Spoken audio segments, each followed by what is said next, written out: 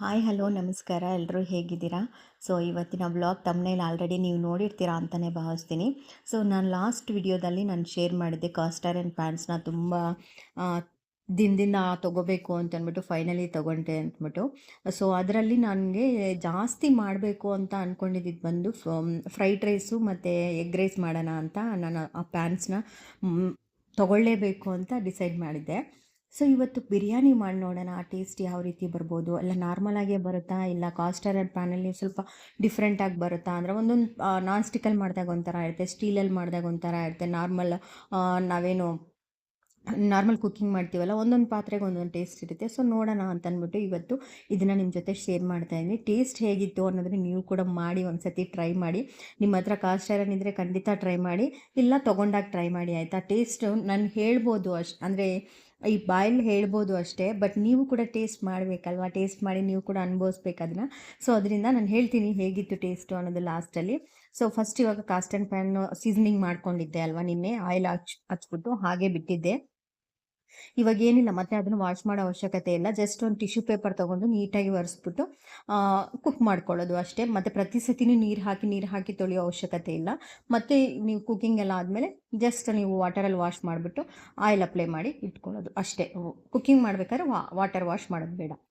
So ನಾನಿವಾಗ ಪ್ಯಾನ್ನ ಟಿಶ್ಯೂಲ್ wash ಒರೆಸ್ಬಿಟ್ಟು oil ಹಾಕ್ಕೊಂಡಿದ್ದೀನಿ. Oil ಹಾಕ್ಕೊಂಡಿದ್ದಾದಮೇಲೆ ಸ್ವಲ್ಪ ಬಿರಿಯಾನಿ ಸ್ಪೈಸಸ್ ಇರುತ್ತಲ್ಲ, ಡ್ರೈ ಸ್ಪೈಸಸ್, ಚಕ್ಕೆ, ಲವಂಗ, ಪಲಾವ್ ಎಲೆ ಅದನ್ನೆಲ್ಲ ಕೂಡ ಹಾಕಿದ್ದೀನಿ.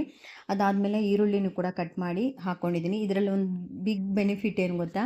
ಸೊ ಅದು ಸ್ಲೋ ಆಗಿ ನಿಧಾನಕ್ಕೆ ಹೀಟ್ ಆಗ್ತಾ ಇರುತ್ತೆ. ಅದರಿಂದ ನಮಗೆ ಕುಕ್ಕಿಂಗ್ ಮಾಡಬೇಕಾದ್ರೆ ನಾವು ಇಮಿಡಿಯೇಟಾಗಿ ಕಟ್ ಮಾಡಿಕೊಂಡು ರೆಡಿ ಇಟ್ಕೊಂಡಿಲ್ಲ ಅಂದರೂ ಪರವಾಗಿಲ್ಲ, ಅಲ್ಲಲ್ಲೇ ಕಟ್ ಮಾಡಿಕೊಂಡು ಹಾಕ್ಕೊಳ್ಳೋಕ್ಕೆ ನಮ್ಗೆ ಟೈಮ್ ಕೂಡ ಸಿಗುತ್ತೆ. ಅದು ಒಂದು ಅಡ್ವಾಂಟೇಜ್ ಅಂತ ಹೇಳ್ಬೋದು. ಸೊ ಈರುಳ್ಳಿ ಫ್ರೈ ಆಗ್ತಾಯಿದೆ, ಜೊತೆಗೆ ನಾನು ಹಸಿಮೆಣಸಿನ್ಕಾಯಿ ಒಂದೆರಡನ್ನೂ ಕೂಡ ಹಾಕ್ಕೊಂಡಿದ್ದೀನಿ. ಜೊತೆಗೆ 2 ಟೊಮೊಟೊನ ಕಟ್ ಮಾಡಿ ಹಾಕ್ಕೊಳ್ತಾ ಇದ್ದೀನಿ. ಸೊ ಈ ಥರ ಮಾಡಬೇಕಾದ್ರೆ ನನ್ನ ಎಕ್ಸ್ಪೀರಿಯೆನ್ಸ್ ಯಾವ ಥರ ಇತ್ತು ಅಂದರೆ, ಓಪನ್ ಪ್ಯಾನಲ್ಲಿ ಮಾಡ್ತಾಯಿದ್ರೆ ಒಂಥರ ಚೆನ್ನಾಗಿತ್ತು ಗೊತ್ತಾ. ಸೊ ಮಿಕ್ಸ್ ಮಾಡೋದಕ್ಕಾಗಿರ್ಬೋದು, ನಿಮಗೆ ತೋರಿಸೋದಕ್ಕಾಗಿರ್ಬೋದು, ಒಂದು ರೆಸಿಪಿ ಈಗೇನು ಶೂಟ್ ಮಾಡ್ತಾ ಇದ್ದೀನಲ್ಲ ತೋರಿಸೋದಕ್ಕಾಗಿರ್ಬೋದು, ಫ್ರೀಯಾಗಿ ತೋರಿಸೋದು. ಕುಕ್ಕರಲ್ಲಾದರೆ ಒಂದು ಸ್ವಲ್ಪ ಕಷ್ಟ ಆಗ್ತಿತ್ತು ಅಷ್ಟೇ. ಸೊ ಟೊಮೊಟೊ ಒಂದು ಸ್ವಲ್ಪ ಸಾಫ್ಟ್ ಆಗಲಿ ಅಷ್ಟರಲ್ಲಿ ಕೊತ್ತಂಬರಿ ಮತ್ತು ಪುದೀನನೂ ಕೂಡ ಕಟ್ ಮಾಡಿಕೊಂಡು ಅದನ್ನು ಕೂಡ ಇವಾಗ ಫ್ರೈ ಮಾಡಿಕೊಂಡು ಸೇರಿಸ್ಕೊಳ್ತಾ ಇದ್ದೀನಿ ಫ್ರೈಗೆ. ನಾನು ಆಲ್ರೆಡಿ ನೈಟೇ ಚಿಕನ್ನ ಮ್ಯಾಗ್ನೇಟ್ ಮಾಡಿ ಇಟ್ಕೊಂಡಿದ್ದೆ ಆಯಿತಾ. ಸೊ ಅದಕ್ಕೇನಿಲ್ಲ, ನಾರ್ಮಲಾಗಿ ಮೊಸರು, ಗರಂ ಮಸಾಲ, ಒಂದು ಸ್ವಲ್ಪ ಖಾರದ ಪುಡಿ, ಸ್ವಲ್ಪ ಗರಂ ಮಸಾಲ, ನಾರ್ಮಲ್ ಸ್ಪೈಸಸ್ ಏನಿರುತ್ತಲ್ಲ, ಬಿರಿಯಾನಿ ಮಸಾಲ, ಅದನ್ನೆಲ್ಲ ಹಾಕಿ ನಾನು ಮ್ಯಾಗ್ನೇಟ್ ಮಾಡಿ ಇಟ್ಕೊಂಡಿದ್ದೆ. ಅದನ್ನು ಇವಾಗ ಟೊಮೊಟೊ ಈರುಳ್ಳಿ ಎಲ್ಲ ಆದಮೇಲೆ ನಾನು ಇವಾಗ ಅದನ್ನು ಫ್ರೈ ಮಾಡ್ಕೊತಾ ಇದ್ದೀನಿ ಹಾಕ್ಬಿಟ್ಟು. ಸಿಂಪಲ್, ಏನು ಜಾಸ್ತಿ ಹಾಕಿರಲಿಲ್ಲ. ಸಾಲ್ಟು, ಉಪ್ಪು, ಖಾರ, ಧನಿಯಾ ಪುಡಿ, ಗರಂ ಮಸಾಲ, ಬಿರಿಯಾನಿ ಪೌಡರ್ ಎಲ್ಲ ಒಂದೊಂದು ಚಿಕ್ಕ ಚಿಕ್ಕ ಸ್ಪೂನಷ್ಟು ಹಾಕಿದ್ದೆ ಅಷ್ಟೇ. ಯಾಕಂದರೆ ಚಿಕನ್ ಕಮ್ಮಿ ಇತ್ತು, ಒಂದು 300 ಗ್ರಾಮ್ಸ್ ಇತ್ತು ಅನಿಸುತ್ತೆ. ಸೊ ಈಗ ಚಿಕನ್ ಹಾಕಿದ್ಮೇಲೆ ಅದು ಚೆನ್ನಾಗಿ ಫ್ರೈ ಆಗಬೇಕಲ್ಲ, ಅದನ್ನು ಮುಚ್ಚಿಬಿಟ್ಟು ಒಂದು ಸ್ವಲ್ಪ ಹೊತ್ತು ಹಾಗೆ ಬಿಟ್ಟಿದ್ದೀನಿ. ಸೊ ನೀರು ಬಿಟ್ಕೊಂಡಿದೆ. ಸೊ ನೀಟಾಗಿ ಮಿಕ್ಸ್ ಮಾಡ್ಕೊಬೇಕು. ಸಿಂಪಲ್, ನಾವೇನಾದರೂ ಬಿರಿಯಾನಿ ಮಾಡಬೇಕು ಅಂದರೆ ಮ್ಯಾಗ್ನೇಟ್ ಮಾಡಿ ಇಟ್ಕೊಂಡಿದ್ರೆ ಸೊ ತುಂಬ ಬೇಗ ಆಗುತ್ತೆ ಗೊತ್ತಾ. ಸೊ ಇದರಲ್ಲಿ ಒಂದು ಸ್ವಲ್ಪ ಡಿಫ್ರೆಂಟ್ ಟೇಸ್ಟ್ ಅಂತಲೇ ಹೇಳ್ಬೋದು. ಸೊ ತುಂಬ ಚೆನ್ನಾಗಿ ಇಷ್ಟ ಆಯಿತು ಗೊತ್ತಾ ನನಗೆ. ಸೊ ಏನೋ ಒಂಥರ ಡಿಫ್ರೆಂಟಾಗಿತ್ತು. ನಾನಿವತ್ತು ಮಾಡ್ತಿರೋದು ಬಂದು ಬಾಸ್ಮತಿ ರೈಸಲ್ಲಿ ಸ್ವಲ್ಪ ಚಿಕನ್ ಫ್ರೈ ಆಗಲಿ ಅಂತಂದ್ಬಿಟ್ಟು ಸ್ವಲ್ಪ ನೀರು ಕಮ್ಮಿನೇ ಬಿಟ್ಕೊತಲ್ಲ, ಅದಕ್ಕೆ ಒಂದು ಚಿಕ್ಕ ಗ್ಲಾಸಷ್ಟು ನೀರನ್ನ ಹಾಕ್ಕೊಂಡಿದ್ದೀನಿ. ಒಂದು ಸ್ವಲ್ಪ ನೀಟಾಗಿ ಮಿಕ್ಸ್ ಮಾಡಿಕೊಂಡ್ರೆ ಚಿಕನ್ ಚೆನ್ನಾಗಿ ಇಲ್ಲೇ ಬೆಂದ್ಬಿಡ್ಬೇಕಲ್ವ, ಯಾಕಂದರೆ ನಾವು ಕುಕ್ಕರ್ ಅದಾದರೆ ಬೇಯ್ಕೊಳ್ಳುತ್ತೆ. ಇದು ಓಪನ್ ಪ್ಯಾನಲ್ಲಿ ಬೇಯಿಸ್ಬೇಕಾದ್ರೆ ನಮಗೆ ಒಂದು ಸ್ವಲ್ಪ ನೀರು ಹಾಕಿ ಇಲ್ಲೇ ಒಂದು 70% ಇಲ್ಲೇ ಕುಕ್ ಆಗಿರಬೇಕು. ರೈಸ್ ಜೊತೆ ಇನ್ನೊಂದು 30% ಕುಕ್ ಆಗುತ್ತೆ. ಸೊ ಇನ್ನು ಮುಚ್ಚಿಬಿಟ್ಟು ನೀಟಾಗಿ ಫ್ರೈ ಆಗಲಿ ಅಂತ ಬಿಟ್ಟಿದ್ದೆ. ಸೊ ಇವಾಗ ಲಿಡ್ನ ಓಪನ್ ಮಾಡಿ ನೋಡೋಣ, ನೀಟಾಗಿ ಫ್ರೈ ಆಗಿದೆ. ಸೊ ಆಯಿಲ್ ಬೇರೆ ಸ್ವಲ್ಪ ಹಾಕ್ಕೊಂಡಿದ್ದೆ ನಾನು, ಗೊತ್ತಿಲ್ಲ ಆಮೇಲೆ ಜಾಸ್ತಿ ಆಗಿಬಿಡುತ್ತೇನೋ ಅಂತಂದ್ಬಿಟ್ಟು ಸ್ವಲ್ಪ ಆಯಿಲ್ ಕಮ್ಮಿ ಮಾಡಿ ನಾನು ಇವತ್ತು ಬಿರಿಯಾನಿ ಮಾಡ್ತಿರೋದು. ಇವಾಗ ರೈಸ್ ನೆನೆಸಿಟ್ಟಿದ್ದ ಬಾಸ್ಮತಿ ರೈಸ್ನ ಅದನ್ನು ಹಾಕ್ಬಿಟ್ಟು, ನೀರು ಬಾಸ್ಮತಿ ರೈಸ್ ಎರಡೂ ಒಟ್ಟಿಗೆ ಹಾಕ್ಬಿಡೋಣ ಅಂತ ಹಾಕ್ತಾಯಿದ್ದೀನಿ. ಸೊ ನೀವು ಬೇಕು ಅಂದರೆ ನೀರು ಹಾಕ್ಬಿಟ್ಟು ಕುದಿ ಬಂದಮೇಲೆ ಕೂಡ ನೀವು ರೈಸ್ನ ಹಾಕ್ಕೊಳ್ಬೋದು, ಯಾವ ರೀತಿ ಆದರೂ ಓಕೆ, ಚೆನ್ನಾಗೇ ಬರುತ್ತೆ. ಸೊ ನೋಡ್ತಿರ್ಬೋದು ಎಷ್ಟು ಚೆನ್ನಾಗಿ ಕಾಣಿಸ್ತಾ ಇದೆ ಅಂತಂದ್ಬಿಟ್ಟು. ಟೇಸ್ಟ್ ವೈಸ್ ಕೂಡ ಅಷ್ಟೇ ಚೆನ್ನಾಗಿತ್ತು ಗೈಸ್, ನಿಜವಾಗ್ಲೂ. ಸ್ವಲ್ಪ ಡಿಫ್ರೆಂಟ್ ಅಂತ ಅನಿಸುತ್ತೆ, ಅನಿಸುತ್ತೆ ನನಗಂತೂ ಅನ್ನಿಸ್ತು. ಸೊ ಇವಾಗ ಉಪ್ಪು ಖಾರ ಎಲ್ಲ ಚೆಕ್ ಮಾಡ್ಕೊಳ್ತಾ ಇದ್ದೀನಿ ಕರೆಕ್ಟ್ ಇದೆಯಾ ಅಂತಂದ್ಬಿಟ್ಟು. ಸೊ ನಿಮ್ಗೆ ಬೇಕು ಅಂದರೆ ಇವಾಗ ಖಾರ ಕಮ್ಮಿ ಆಯಿತು ಅಂದರೆ ಖಾರದ ಪುಡಿ ಬದಲು ಹಸಿಮೆಣ್ಸಿನ್ಕಾಯಿ ಇರುತ್ತಲ್ಲ ಅದನ್ನು ಹಾಕ್ಕೊಳ್ಳಿ.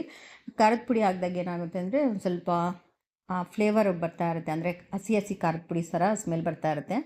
ಸೊ ಅಕ್ಕಿ ಇನ್ನೇನು ಕುದಿ ಬಂತು ನೋಡ್ತಿರ್ಬೋದು. ಸೊ ಸೂಪರಾಗಿ ಕುಕ್ ಆಗ್ತಾ ಇದೆ. ನಾನಿದು ಹೈ ಫ್ಲೇಮ್ಗೆ ಇಟ್ಟಿಲ್ಲ, ಮೀಡಿಯಮ್ ಫ್ಲೇಮಲ್ಲಿ ನಾನು ಕುಕ್ ಮಾಡ್ತಿರೋದು. ಯಾಕಂದರೆ ಇದು ಬಿಸಿ ಬೇಗ ಆಗಿಬಿಡುತ್ತೆ. ಬಿಸಿ ಆಗೋದು ಲೇಟ್ ಅಷ್ಟೇ, ಬಿಸಿ ಆದಮೇಲೆ ತುಂಬ ಹೀಟ್ ಆಗುತ್ತೆ, ಬೇಗ ಬೇಗ ಕುಕ್ ಆಗುತ್ತೆ.